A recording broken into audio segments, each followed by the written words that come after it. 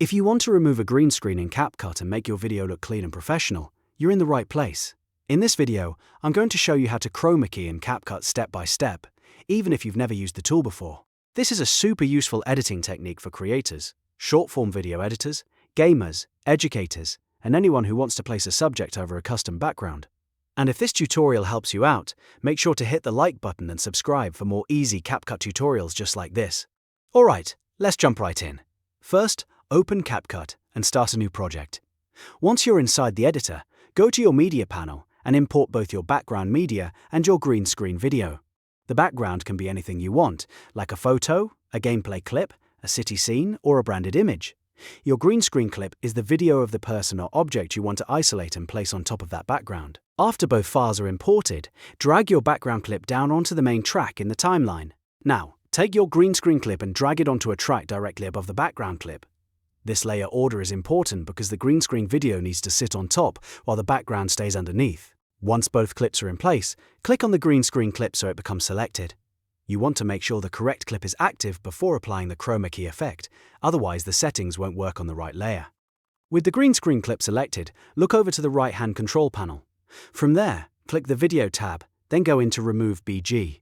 Inside that section, you'll see the Chroma Key option. Toggle on the Chroma Key switch to activate the feature.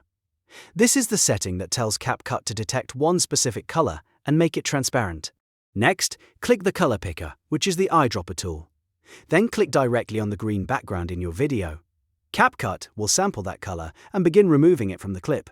If your screen is another color, like blue, the same process still works. Just sample the background color you want to remove. After that, start adjusting the strength slider. This is one of the most important parts of chroma keying because it controls how aggressively CapCut removes the selected color. Increase the strength until the background disappears completely, but be careful not to push it too far or you may start losing parts of your subject. The goal is to remove the green while keeping your person, object or foreground subject sharp and clean. If you notice green edges or color spill around your subject, use the shadow slider to clean that up. Shadow helps reduce unwanted tint and smooth out the edges so your cutout looks much more natural. Small adjustments can make a huge difference here. So take your time and fine-tune the look until it blends well with the new background. Once everything looks right, play back the clip and check for any leftover green spots, rough edges, or areas that need a little more adjustment.